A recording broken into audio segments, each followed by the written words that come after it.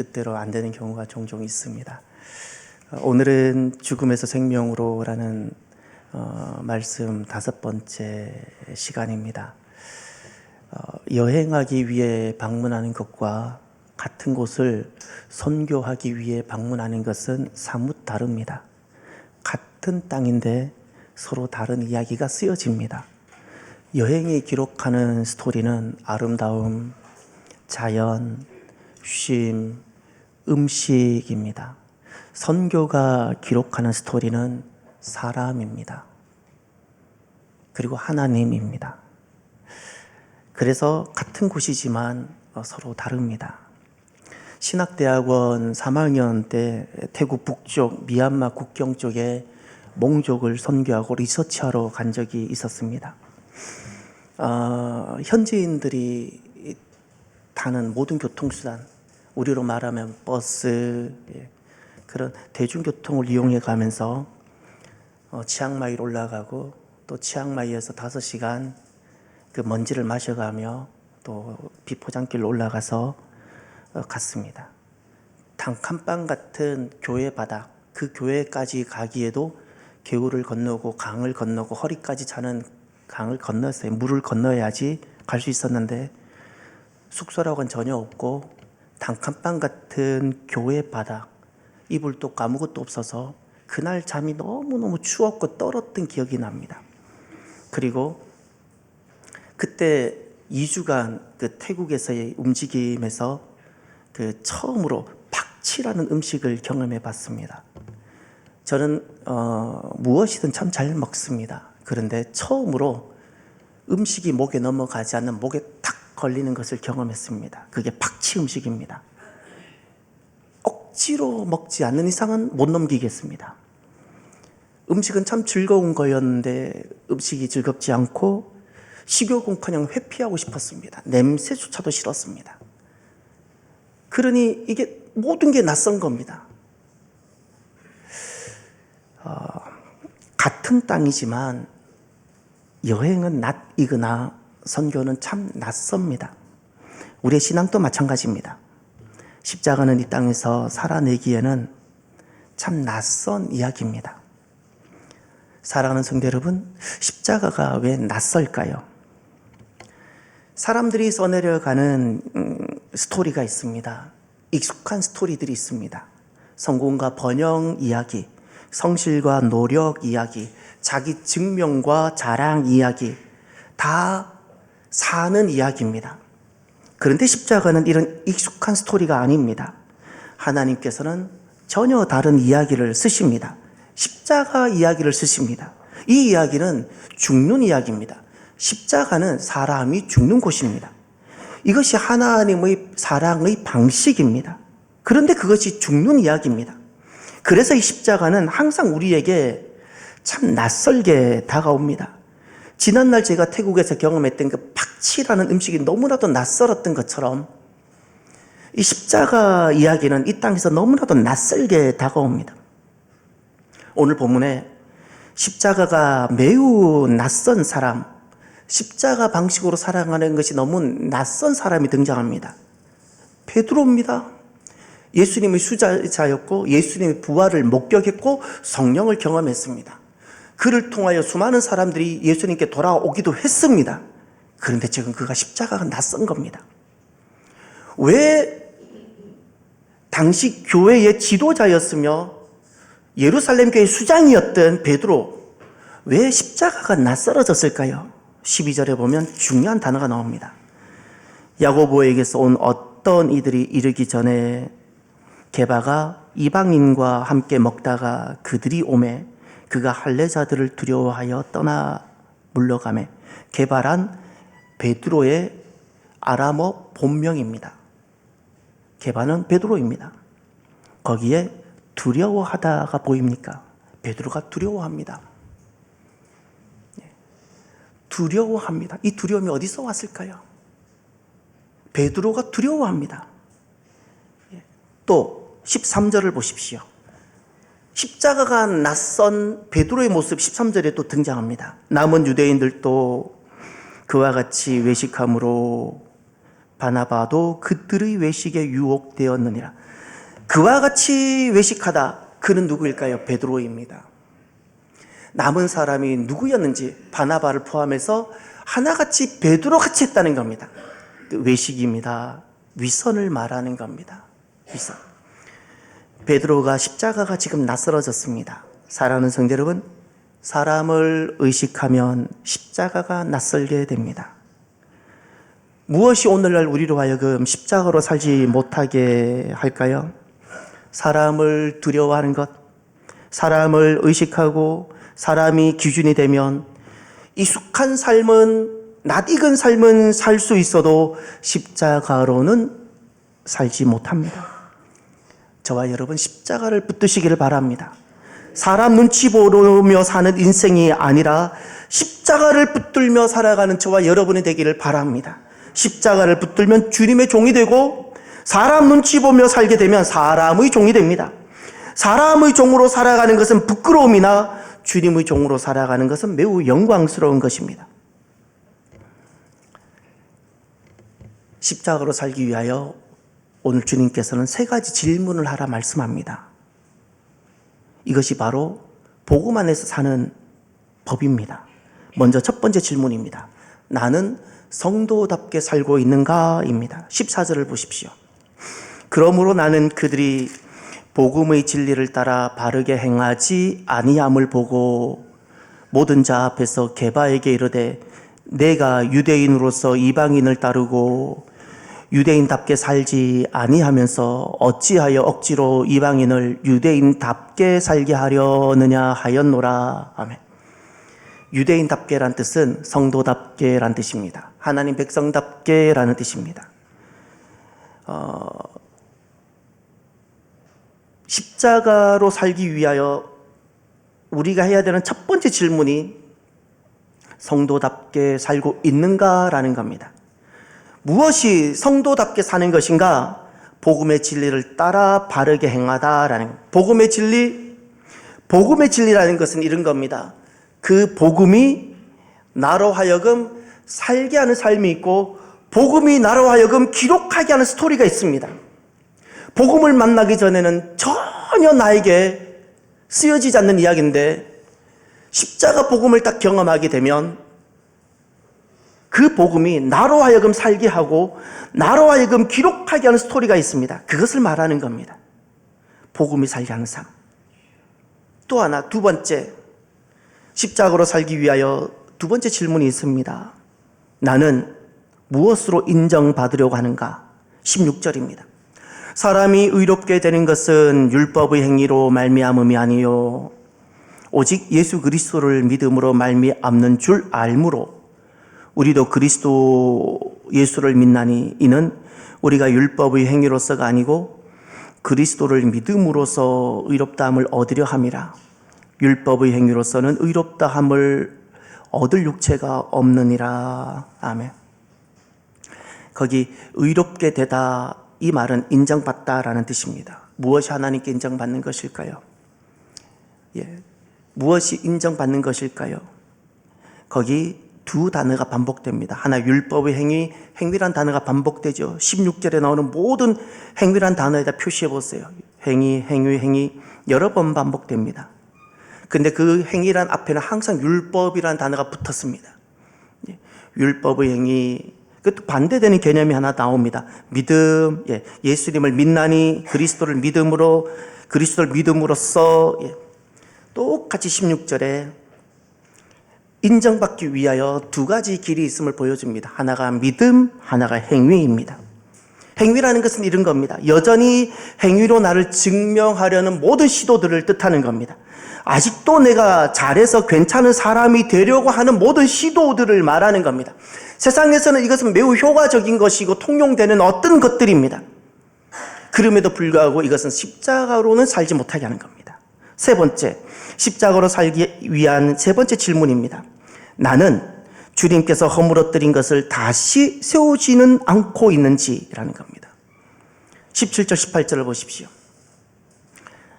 아주 우리가 지난날 베드로가 실수했던 것처럼 오늘 우리도 이 17절, 18절을 두렵고 떨림으로 들어야 됩니다.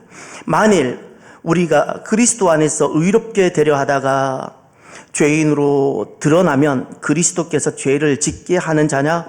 결코 그럴 수 없느니라. 만일 내가 헐었던 것을 다시 세우면 내가 나를 범법한 자로 만드는 것이라. 무슨 말인가요? 주님께서 십자가로 우리 모든 것을 허물어뜨려 주셨습니다. 자유케 해 주셨습니다. 해방시켜 주셨습니다. 그런데 우리가 또다시 주님께서 나 살게 하기 위하여 다 허물어뜨린 것을 내가 다시 세우는 삶이 있다는 겁니다. 그것이 행위라고 말합니다. 율법의 행위. 주님께서 십자가로 모든 것을 그럼 무너뜨려 주셨는데 또다시 내가 더 이상 이렇게 살지 않아도 되는 삶인데 그 율법의 행위로 돌아가서 내가 그렇게 살아가는 것은 주님께서 무너뜨린 것을 다시 세우는 삶이라는 겁니다. 그 행위는 어떻게 나타납니까? 체면, 자존심, 성공 신화들, 수많은 세상의 스토리들이 바로 그 행위들인 겁니다. 내가 주체가 되고 내가 주인이 되어서 살아가는 모든 스토리들이 바로 그와 같은 겁니다. 사랑하는 성도 여러분,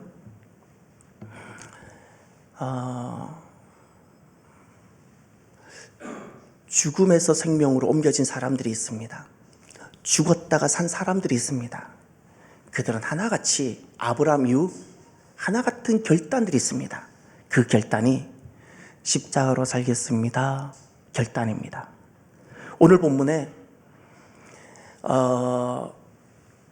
십자가가 낯선 사람의 모습이 나오는가 하면 오늘 본문에 낯선 그 십자가로 살겠습니다 고백하는 사람도 등장합니다. 십자가로 사는 사람의 결단의 모습을 보십시오. 19절. 내가 율법으로 말미암아 율법에 대하여 죽었나니 이는 하나님에 대하여 살려 함이라. 내가 그리스도와 함께 십자가에 못 박혔나니. 아멘. 19절과 20절에 같은 말씀이 반복되고 있는 것이 보입니까? 율법에 대하여 나는 죽었습니다. 그리스도와 함께 십자가에 못 박혔습니다. 십자가로 사는 사람의 첫 번째 결단입니다. 나는 죽었습니다. 나는 죽었습니다. 율법에 대하여 나는 죽었습니다. 십자가에 못 박혔습니다. 무엇이 죽었다는 겁니까? 내 기준이 죽었습니다. 나의 자랑이 죽었습니다. 내 방식으로 살아가는 것이 죽었습니다. 내 이름이 죽었습니다. 세상에 대한 나의 모든 것들이 죽었습니다. 익숙한 삶의 스토리가 나는 멈춥니다. 중단합니다. 애굽에서 화려한 성공 신화들을 나는 이제 멈춥니다. 출애굽하겠다는 것입니다. 광야입니다. 광야입니다. 내가 가진 것, 광야는 내가 가진 모든 것 무의미해지는 것입니다. 광야에서는 아무리 많은 것을 가져도 의미가 없게 됩니다. 광야, 내가 할 수 있는 것, 내가 할 수 있는 능력이 참 많아도 광야는 나를 무능력하게 만드는 곳입니다. 내가 죽었습니다라는 것은 그겁니다. 내가 무엇을 가지고 내가 무엇을 하는 삶이 아니라 출애굽을 하고 광야로 들어가는 겁니다. 내 기준이 다 죽어지고 내 자랑이 다 죽어지고 내 방식이 다 죽어지고 익숙한 세상의 삶의 스토리가 죽어지고,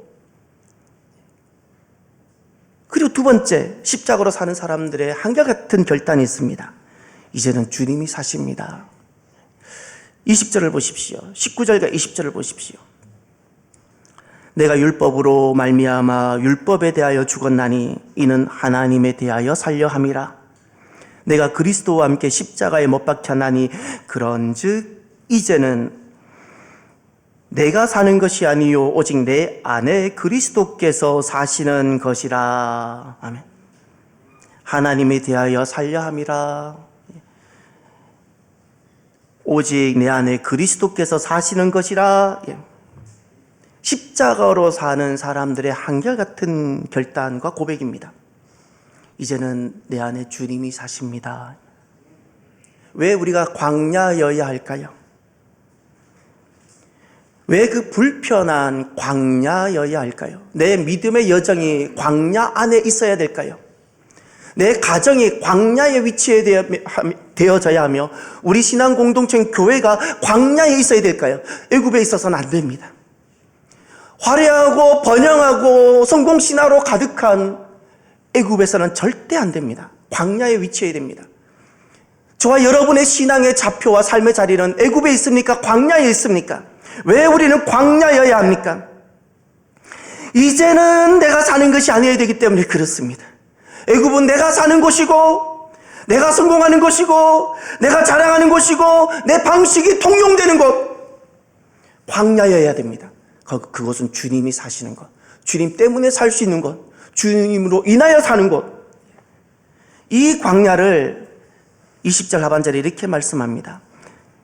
이제 내가 육체 가운데 사는 것은 광야를 말합니다.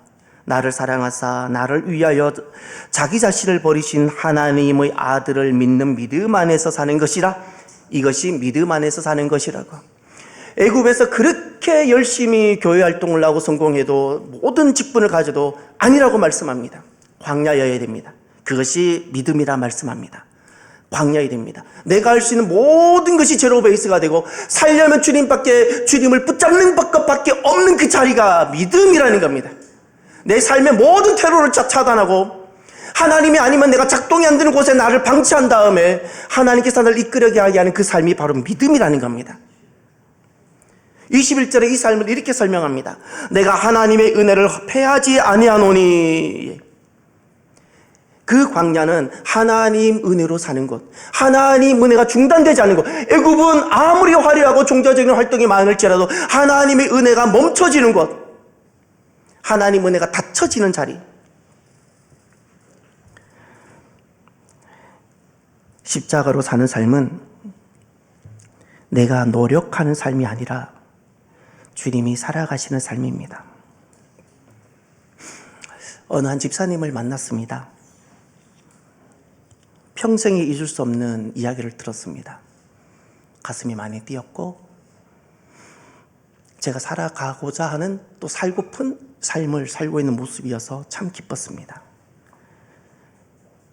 그의 고백은 이겁니다. 이 세상은 돈 없이는 안 되는 세상이라고 합니다. 돈 없어도 되는 것을 내가 보게 해주겠다. 하나님의 말씀이었어요. 하나님께서 그 집사님에게 이 세상은 돈 없이는 안 되는 세상이라고 하지, 돈 없이도 되는 것을 내가 보게 해주겠다. 여러분이라면 어떻게 하시겠습니까? 애굽에서 많은 돈을 가지고 내 노후가 다 보장되어 계시고 그런 어떤 내가 움직일 수 있는 여지가 있는 가운데 총총총 뛰어다니면서 하나님을 찾으시겠습니까? 아니면 광야 아무것도 내가 할 수 없는 무엇도 계산되지 않는 그곳에서 하나님을 붙들고 나아가시겠습니까? 이 이야기는 주님께서 세상에 대해 죽는 삶을 요청하신 것입니다. 내가 하겠다. 세상은 다 돈이 있어야 된다고 말한다. 그런데 내가 하겠다. 내가 이루는 것을 보게 해주겠다. 그분은 순종하기로 결단을 했습니다. 3년 전에 정말 괜찮은 회사를 퇴사를 합니다. 그리고 단돈 500만 원을 가지고 그는 사업을 시작합니다. 500만 원으로 무슨 아이들 장난도 아니고 이 시대에 3년 전인데 매 순간 정말 포기하고 싶을 만큼 정말 어렵고 힘든 순간들, 숨이 넘어갈 것 같은 수많은 순간들이 다가왔습니다. 때로는 한 달에 50만 원을 가져올 때도 있었습니다. 작년 결산이 제 기억이 좀 흐릿한데 70억인가 90억이 되었어요. 올해 매출액을 150억을 예산하고 있답니다. 서울의 사무소를 이번에 개설하는데 그 사무소는 그냥 일터가 아니에요. 오피스, 처치 일하는 곳이지만 그곳이 교회라는 거예요. 교회라는 거예요. 항상 십자가가 있고 직원들이 나오면서부터 퇴근할 때까지 항상 찬송가가 들려야 되고 돈 없이는 안 되는 세상이 있는가 하면 돈 없어도 되는 세상이 있습니다. 어느 세상에 살고 계십니까? 돈 없이는 안 되는 세상 속에 살아가고 있는 곳을 애굽이라 말합니다. 돈 없어도 되는 세상이 있습니다. 이것이 십자가의 삶입니다. 나는 어떤 세상을 살기를 원하십니까? 내 인생은 이 땅에서 어떤 스토리를 써내려가기를 원하십니까?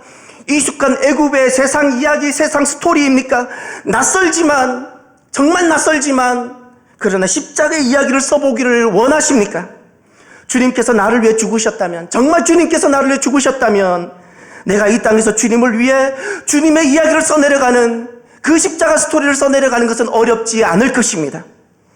십자가는 분명 우리에게, 모든 믿는 자들에게 낯선 이야기가 맞습니다. 그 이야기가 너무 낯설기 때문에 베드로처럼 주님의 은혜를 입고도 우린 또다시 사람을 의식하기도 합니다. 그래서 오늘 하나님은 다시 우리에게 묻습니다. 이제 어떤 이야기로 다시금 살기를 원하느냐? 어제까지는 내가 사람을 의식하고 세상에서 내가 많은 것들을 잃어버린 채 사람의 눈치를 보게 될까봐 내가 그렇게 살았을지라도 주님은 다시금 묻습니다. 너는 이제 어떤 이야기를 쓰기를 원하냐고요. 주님께서 나를 위해서 죽으셨는데 너는 이제 남은 삶은 어떤 삶을, 어떤 스토리를 쓰기를 원하느냐? 나 자신의 이야기입니까? 아니면 십자가 이야기입니까? 십자가는 내가 세상에 대해 내가 죽고 주님이 사시는 삶입니다. 선택합시다. 내가 쓰는 스토리를 선택하시든지 주님이 사는 삶을 선택하시든지 선택해야 합니다. 저와 여러분, 저의 목회가 이렇게 되고 싶어요. 광야인데 여러분 앞에 있는 목사가 참으로 능력도 부족한데, 그런데 하나님만 붙들고 하나님이 공급하신 것을 받으며 성도들과 더불어 이 광야를 지나가는 광야 목회가 되고 싶어요. 여러분의 삶이 정말 저는 축복합니다. 애굽에서 잘되고 번영하고 성공하라고 말하고 싶지 않습니다. 그것이 망하는 거니까. 힘들어도 여러분들을 축복하는데 광야, 아무것도 할 수 없는 그곳에서 하나님께서 공급하심과 하나님께서 인도하심으로 살아가는 십자가 인생이 되기를 축복합니다. 저와 여러분이 이곳에서 참 낯설지만 이 삶을 살아내는 저와 여러분이 되기를 바랍니다. 이 시간 말씀을 마무리하면서 슬픈 마음이